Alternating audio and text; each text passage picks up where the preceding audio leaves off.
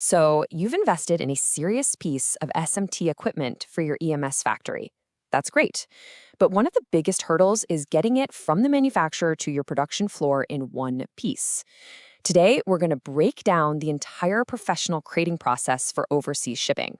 This, right here, is the Southern Machinery Standard. And what we're looking at is the SME 5200 pallet cleaning machine. Now, this isn't just another machine. It's a real workhorse, a high-performance asset that's designed to make your whole operation run smoother. So yeah, protecting it isn't just an option, it's absolutely mission-critical. Which brings us to the big question, right? You've made the smart call, you've invested in the tech, but how do you guarantee that this amazing piece of engineering arrives in perfect, ready-to-run condition after a journey that could be thousands of miles across an ocean? All right, here's how we're going to walk through it. First, we'll talk about why this whole thing matters so much. Then we'll get into the nitty-gritty, the 3 phases of the process: environmental protection, securing the machine, and building the crate. It's all part of the Southern Machinery Standard. Okay, first up, why professional crating matters. Let's be really clear. This is about way more than just sticking a machine in a wooden box. It's a full-on strategy to protect your investment from all the things that can go wrong during a global shipment. You know what's so cool here is that for every single risk, there's a specific solution. Worried about that salty, humid sea air causing corrosion? Bam! Airtight vacuum sealing. The constant shaking on a truck or a ship? That's handled by multi-point pallet fixation. Every single step we're about to see is there for a reason.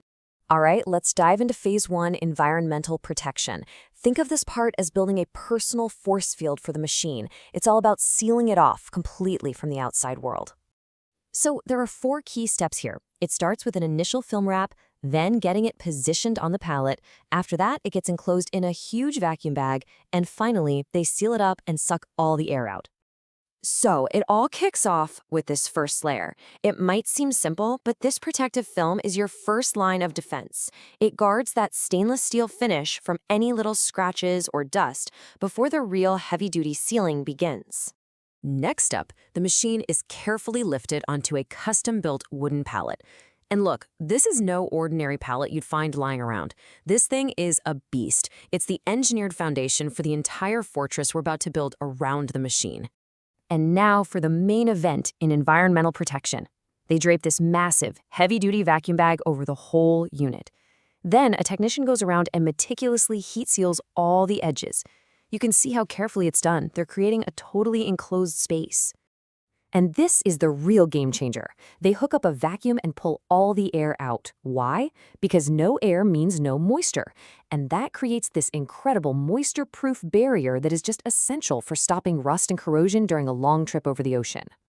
Okay, on to phase 2, securing the machine. So it's safe from the elements now, but what about all the bumps and vibrations of the journey itself? This part is all about locking it down to protect all those sensitive components inside. This is basically a 3-pronged attack. First, they engage the machine's own leveling bolts. Then, they fix the base with wooden blocks. And finally, they secure the whole body with some seriously heavy-duty cable ties. You know, it's a small detail, but it is so important. They extend the machine's leveling bolts so they make firm contact with the pallet.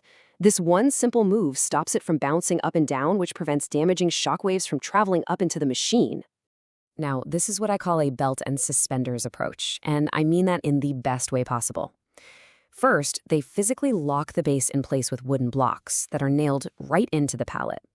Then, they wrap these thick cable ties around the body to eliminate any chance of it shifting, sliding, or tipping. That machine is not going anywhere. All right, time for the grand finale. Phase 3, building the crate. The machine is sealed, it's secured, now it's time to construct its final suit of armor. And here's the final checklist for getting that armor built. They install stoppers, build out the wooden box, add supporters to the top for extra strength, and then of course, finalize it and get it labeled for its tip. Okay, check this out. Before the walls even go up, they nail these wooden stoppers to the pallet, right up against the machine's base. This provides yet another layer of security, making sure the machine stays dead center in the crate and can't make contact with the outside walls. And now the fortress walls go up. But see those extra supports they're adding across the top? That is absolutely crucial. That's what gives the crate its stacking strength, so if another piece of heavy cargo gets loaded on top of it inside a shipping container, it's no problem at all. Then the box is completely sealed up. And this last step, of fixing the proper international shipping marks, Well, that's way more than just a label. It is literally the machine's passport. It tells every single person who handles it what it is, where it's going, and how to treat it. And mission accomplished. What you're looking at is the end result of that whole detail-oriented process, a machine that is completely fortified and ready for anything its journey can throw at it. This is the Southern Machinery Standard in action. This right here, this is the payoff. It's loaded, it's secure, and it's ready for delivery anywhere on the planet. And the goal is that it arrives not just ready for delivery, but ready for production. So you can uncrate it, plug it in, and get it working for you immediately. You know, this entire packing process is really just a physical example of the company's core promise. When they say they deliver complete solutions, this is what that looks like. It means that same level of quality and care goes all the way from their factory floor to your front door. No compromises. So what's the big takeaway from all this? It's that true manufacturing excellence doesn't stop when the machine is built.